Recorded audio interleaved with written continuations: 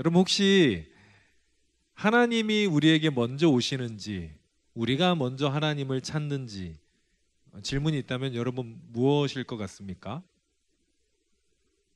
아마도 이렇게 교회를 좀 다니신 분은 뭔진 몰라도 왠지 하나님이 먼저 찾아오셨을 것 같다. 그게 맞는 답 같다. 이렇게 생각을 하실 것 같은데 그런 생각을 해보면 여러분 예배에 오실 때 하나님이 여러분에게 먼저 왔습니까? 여러분이 먼저 나왔습니까? 여러분이 먼저 온 것 같죠? 기도할 때 보면 여러분이 먼저 하나님을 불러요? 하나님이 먼저 대답을 해주세요? 뭔가 내가 먼저 찾는 것 같아요. 그런데 왜 하나님이 나에게 먼저 온 것 같다고 이야기를 할까요? 우리는 항상 우리가 먼저 하나님께 지음받은 존재이고 부름받은 존재이고 언제나 하나님이 먼저 우리에게 은혜를 주셨다는 것을 가끔 잊어버릴 때가 있습니다.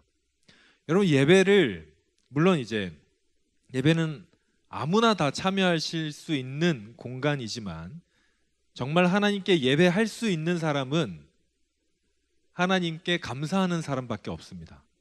왜 감사하는 거예요? 하나님이 우리를 구원하셨으니까. 자, 하나님의 은혜가 먼저입니까? 예배가 먼저입니까? 은혜가 먼저인 거예요. 우리가 어떻게 하나님을 알게 됐습니까?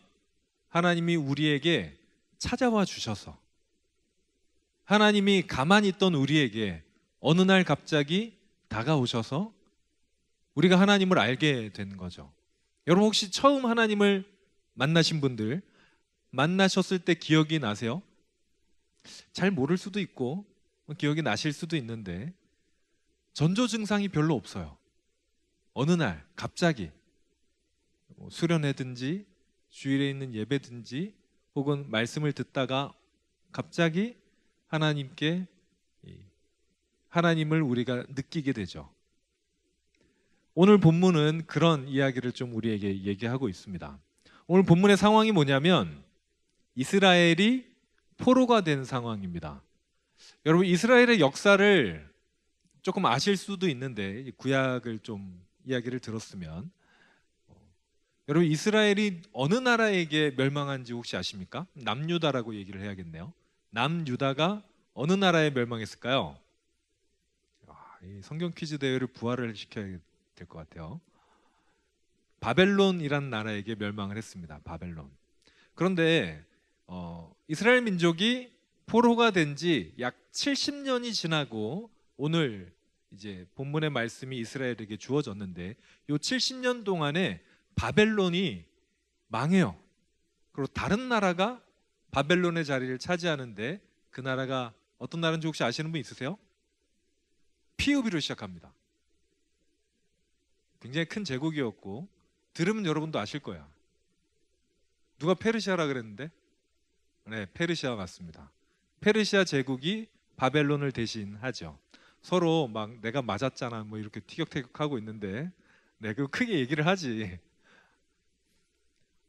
페르시아가 이제 지배를 하고 있을 때 하나님께서 이 말을 이스라엘 민족에게 하신 거예요. 뭐라고 얘기하십니까? 야곱아, 야곱은 이스라엘의 다른 이름입니다.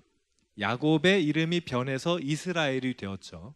야곱아, 이스라엘아, 내가 너를 창조했고 지었잖냐. 그러니까 걱정하지 말고 두려워하지 말아라 라고 이야기를 합니다.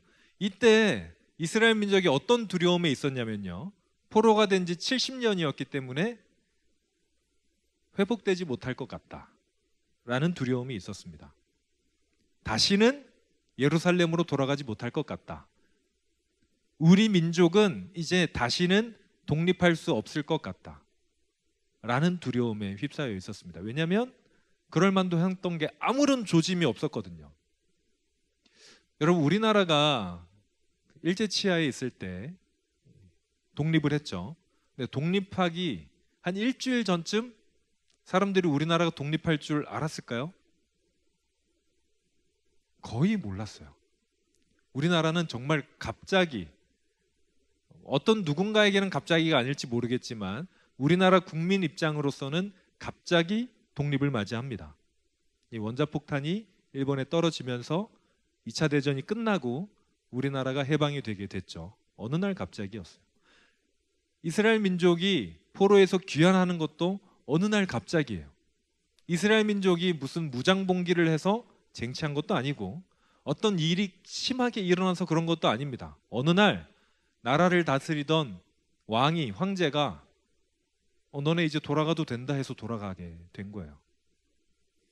그러니까 그 말 있기 직전까지는 이스라엘 사람들은 자기들이 회복될 줄을 모르던 상황에 하나님께서 이 말씀을 하십니다.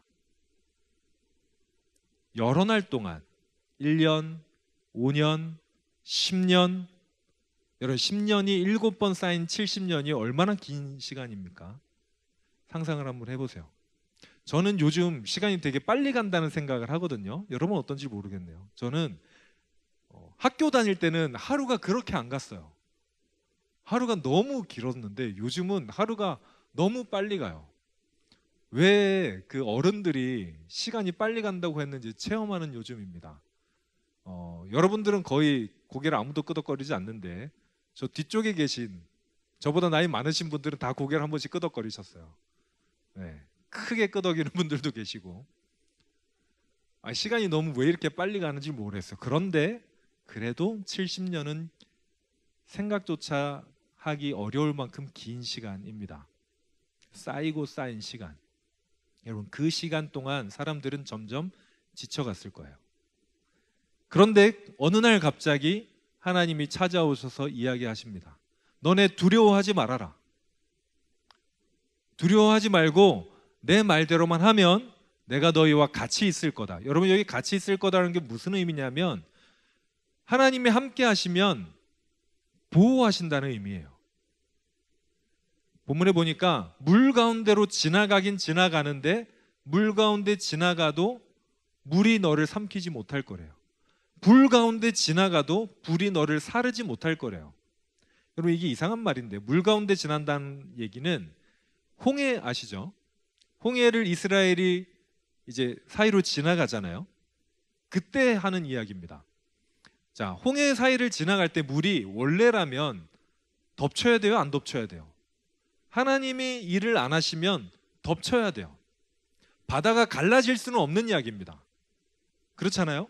그런데 하나님이 함께 하시니까 바다가 이스라엘 사람들을 덮치지 못하는 거예요. 여러분 불 가운데로 지나가는데 어떻게 옷이 타지 않고 사람이 뜨겁지 않겠습니까? 지금 우리 보고 불 가운데로 지나가라 그러면 못 지나갈 거예요. 그런데 하나님이 함께 하시면 괜찮다는 의미겠죠. 하나님이 찾아오시는 것은 우리를 보호하시고 말도 안 되는 일로 우리를 인도하시겠다는 의미인데 그게 우리에게는 어느 날 갑자기 찾아오는 것처럼 느껴집니다. 제가 처음에 하나님을 만난 거는 중학교 때인데 그리고 나서 제가 진로에 대해서 굉장히 고민이 많았습니다. 여러분 다들 한 번씩 해보셨을 거예요. 뭘 해야 되는지. 그때 저는 굉장히 뜨거운 마음으로 하나님을 위해서 살겠습니다까지는 있었지만 어떻게 살아야 되는지 모르겠는 거예요. 그래서 고3이 되고 저는 요즘에 그런 고민을 많이 듣거든요. 특별히 부모님들한테 우리 자녀들이 꿈을 못 찾았어요. 이런 이야기를 많이 들어요. 여러분 걱정하지 마세요. 지금 꿈 찾는 거, 지금 청년들도 마찬가지인데 지금 꿈 찾는 게 말이 안 돼요. 알아야 찾죠. 지금 첫 직업을 선택해도 계속 바뀌는 게 사람 인생입니다.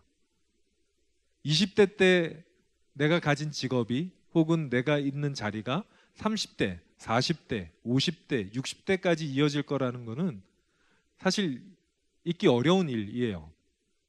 그럴 수 있는 직업이 몇 개 있는데 저같이 목사님이 되시면 그럴 수 있습니다. 70대까지 제가 보장을 해드립니다. 그런 게 아니면 사실 쉽지 않습니다. 그래서 저도 그랬어요. 꿈을 모르겠는데 뭘 해야 되지? 그래서 신학교를 갔어요. 신학교에 간 게 목사님이 되려고 간 게 아니라 하나님의 뜻대로 살고는 싶은데 신학이 하나님에 대한 학문이라고 하니까 하나님과 좀 가까워지면 내가 어떻게 살아야 되는지 알 수 있겠다 해서 신학교를 갔습니다. 신학교를 갔는데 너무 어려운 거예요. 여러분 그 신학교에 가서 배우는 것들이 믿음을 좋게 하기보다 믿음을 어렵게 하는 경우가 많아요. 그런 게 있잖아요. 그 쇠도 두드려야 단단해진다고 하나님이 신학생들을 굉장히 많이 두드리십니다. 그래서 막 흔들리고 그래요. 그러다가 군대를 갔죠. 제가 군대 가기 직전에 학점이 학고를 맞았어요. 내가 이걸 공부를 해야 되나 말아야 되나 이러다가 군대를 갔습니다. 군대에 가서도 그냥 열심히 군생활을 했습니다. 여러분 제가 군대에서 군생활을 잘했을까요? 되게 못했을까요? 우리 여기 현역 장교님 보시기에는 어떠세요? 아, 네. 전 잘했습니다. 꽤 잘했어요. 그리고 저는 군생활 동안에 개인적으로 욕먹은 적이 한 번도 없어요. 한 번도 불려가서 욕을 먹거나 한 번도 얼차려를 받은 적이 없습니다. 나름 에이스였습니다. 그래서 곧 이 분대장을 요즘은 없어졌다 그러는데 이게 초록색 견장단 사람들이 있거든요. 분대장을 달기 직전에 갑자기 군종이 돼요. 제 직전에 대대 군정이었던 친구가 전역을 하면서 제 이름을 적어놓고 나간 거예요. 저는 이제 군종이 아니라 분대장이 되어서 그동안 고생한 보람을 느껴야 되는데 갑자기 군종병이 되었어요. 하나님을 굉장히 원망했죠. 이 무슨 얘기인지를 잘 자매님들은 모르실 텐데 그 소속이 바뀝니다. 소속이 바뀌면 그동안 제 후임들이 이제 아저씨가 되고 생판 모르던 사람들이랑 같이 살아야 되는데 다 나보다 후임이지만 나를 선임 대우를 안 해줘요. 그렇잖아. 이 쌓아온 이야기가 없잖아요. 그러니까 어디서 아저씨가 와가지고 직장에 있는데 갑자기 새로 들어온 신입사원이 나보다 윗년차랑 비슷한 거예요. 그러면 좀 보기가 싫잖아요. 제가 그런 사람이었습니다. 굉장히 불편한 상황이 되어서 군정병을 시작했습니다. 그리고 그 군정병은 열애가 없었어요. 일상은 똑같이 하고 교회 관리도 하고 이랬어야 되거든요. 어느 날 새벽에 그때 왜 새벽 기도를 했는지 모르겠어요. 아마 뭐 사순절이나 이런 특별한 날이었던 것 같습니다. 새벽에 이제 다 예배를 마치고 교회 청소를 끝내고 혼자 예배당에 앉아 있었어요. 그때까지 제가 무슨 생각을 했냐면 하나님, 내 전역하면 다시는 신학교를 가지 않을 거예요. 딴 일을 한번 찾아보겠습니다. 이러고 있었을 때입니다. 그런데 갑자기 하나님께서 그날 새벽에 저한테 찾아오셔서 하시는 이야기가 뭐냐면 제 지난 시간들을 쭉 생각나게 하시는 거예요. 여러분 제가 특징이 하나 있습니다. 뭐든지 빨리 배우고 비교적 빨리 실력이 느는데 되게 잘하지는 못해요. 그러니까 얕고 넓게 해요. 악기를 예로 들면 저는 여기에 있는 대부분의 악기를 다 다룰 수 있거든요. 그런데 다 잘하진 못해요. 이 실력까지 오는데 1년도 안 걸리는데 1년 넘게 연습을 해도 더 실력이 자라질 않아. 는 특징을 가지고 있었습니다. 제가 뭐 악기만 그런 게 아니라 여러 가지가 다 그랬었어요. 그래서 제가 하나님께 되게 원망을 많이 했었거든요. 하나님, 저는 왜 이렇게 재능을 안 주셨어요? 뭘 아무리 열심히 해도 딴 사람보다 특출나게 잘하는 게 없고 처음에는 남들보다 더 잘하다가 곧 걔들이 저보다 더 잘해요. 내가 가르쳐 줬는데 걔들이 나보다 훨씬 잘해. 아, 하나님 왜 저한테는 재능을 이렇게 안 주셨죠? 라고 많이 한탄을 했었던 적이 있어요. 근데 그날 새벽에 하나님께서 저를 갑자기 찾아오셔서 들려주신 말씀이 뭐였냐면 너는 교회 일 하기에는 재능이 너무 있어. 여러분 목회자가 악기 하나를 너무 잘 다룰 필요는 없어요. 그런데 다 다룰 줄 알면 좋습니다. 목회자가 여러 방면의 전문가가 될 필요는 없어요. 다 두루두루 알면 신방할 때 정말 좋아요. 목회자가 모든 것을 완벽하게 다 잘할 필요는 없는데 모든 것을 어느 정도 알면 공감해 주기 쉽습니다. 그날 하나님이 저한테 말씀하신 거는 내가 너랑 언제나 함께 있었다 였어요. 그리고 너가 목회의 길로 가면 좋겠다 얘기해 주셔서 그때부터 제 꿈은 목회자가 되기로 했었습니다. 하나님이 어느 날 갑자기 저에게 찾아오셨어요. 그런데 생각해 보니까 어느 날 갑자기 찾아오신 게 아니라 늘 내 옆에 계셨는데 그날 하나님의 음성을 제가 듣기 시작했던 것 같아요. 그날 새벽에 아무도 나를 시끄럽게 하지 않고 고요한 시간에, 저도 그때 지쳐서 아무 생각을 안 하고 있을 때, 그저 예배당 앞에 혼자 앉아 있었던 그 시간에 늘 저에게 말씀하시는 그 하나님의 음성을 제가 제 속이 시끄러워서 내 욕심 때문에 듣지 못하고 있다가 그 순간 듣게 된 그 시간이 그때였습니다. 사랑하는 여러분, 우리는 가끔 이렇게 얘기해요. 하나님, 저한테 좀 들려주세요. 알게 해주세요. 그런데 우리는 듣질 않습니다. 아니, 듣질 못할 때가 많아요. 하나님은 언제나 우리에게 얘기하시는데 우리는 우리의 귀가 다른 것에 집중하느라 듣지 못할 때가 있습니다. 제가 이 미각이 굉장히 예민하지 못하거든요. 후각도 예민하지 못하고. 그래서 음식을 먹을 때 많이씩 먹습니다. 그래야 조금 느껴져서. 제가 많이 먹는다고 이렇게 너무 뭐라 그러지 마시고, 그래야 좀 맛이 느껴져요. 이렇게 남자들이 대부분 그런 것 같아요. 한 입을 물어야 그나마 맛을 좀 느끼는 그런 것 같습니다. 그런데 제가 좋아하는 음식들 중에는 좀 자극적인 음식들이 많아요. 맵고 짠 거 맛있잖아요. 라면 맛있잖아요. 그런데 거기에 익숙해져 있다 보면 깊은 맛을 느끼기가 쉽지 않대요. 은은한 어떤 채수의 맛이라던가 이런 것이 맛있게 느껴지지 않는다는 거죠. 한번 이 자극적인 맛에 길들여지면 돌아가기가 쉽지 않다고들 이야기합니다. 진짜 그런지는 사실 잘 모르겠어요. 왜냐하면 저는 아직 그 자극적이지 않은데 맛있는 맛을 못 느껴봤거든. 처음부터 그랬는지 모르겠지만 아마 자극적인 맛에 길들여져서 그런 것 같아요. 우리가 세상의 음성에 귀를 기울이고 나의 욕심에 귀를 기울이게 되면 하나님의 음성을 듣기가 쉽지 않습니다. 그런데 한 가지 우리에게 좋은 소식이 있어요. 하나님이 언제나 우리에게 와 주신다는 사실입니다. 하나님은 지금도 여러분 곁에 계세요. 아니, 여러분 안에 함께 계십니다. 여러분이 음성을 들을 수 있던 못 듣던, 우리가 하나님을 느낄 수 있던 못 느끼던, 우리가 언제나 함께 하시는 분이십니다. 그래서 우리가 어느 순간 문을 열 때, 우리의 귀가 열릴 때, 나를 내려놓을 때, 주님의 음성을 들을 준비가 됐을 때 들리기 시작해요.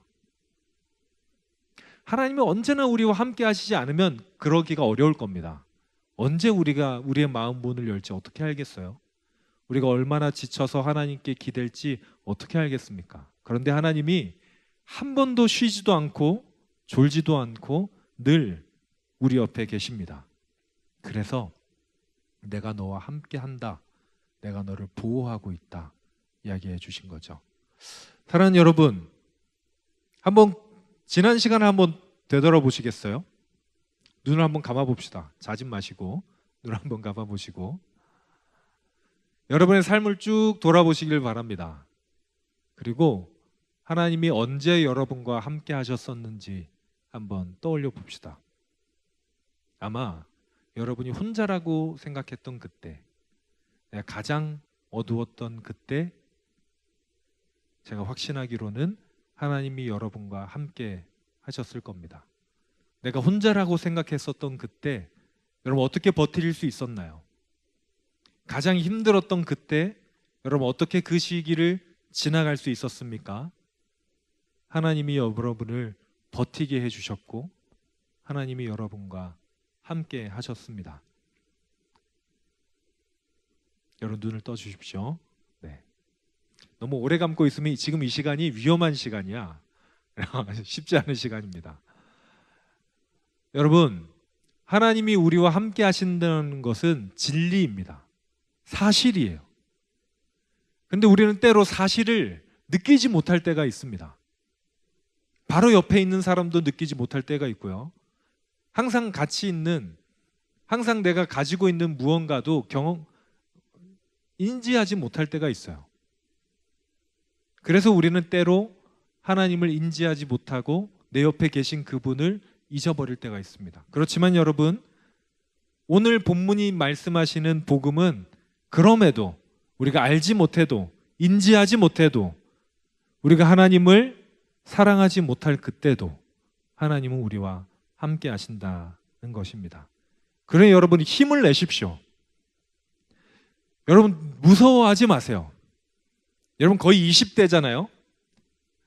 저한테 고민을 얘기하는 분들 중에 20대 때 고민이 너무 심각해요. 여러분 아무거나 다 해도 됩니다. 물로 걸어가도 돼요. 불로 걸어가도 됩니다. 지금 여러분 하나님이 싫어하실 것만 빼고는 다 하셔도 돼요. 하나님이 여러분과 함께 하실 겁니다. 그러니 여러분 포기하지 마시고 하나님과 함께 어떤 길이든 걸어가겠다 다짐하면서 세상에 지지 말고 세상을 이기는 우리 여러분 다 되시길 바랍니다. 찬양팀 앞으로 나와주시고요. 오늘 말씀을 통해서 하나님이 우리에게 하시는 말씀은 딱 하나입니다. 다 잊어버려도 좋고 딱 하나 기억하십시오. 아니, 이 설교 자체를 잊어버려도 좋으신데 이거는 기억하셔야 됩니다. 여러분 혼자가 아니라는 거. 혼자일 것 같을 때도 혼자가 아닌 거. 아무도 나를 몰라준다고 생각할 때 하나님은 아시고요. 지금 내가 누구의 편도 아니라고 생각할, 누구도 내 편이 아니라고 생각할 때 하나님 우리를 이해하십니다. 모두 나를 오해하고 있을 때, 아니 오해가 쌓이고 쌓여서 그게 진리처럼 받아들일 때 하나님은 아세요. 그래서 우리를 혼자 두지 않으시고요.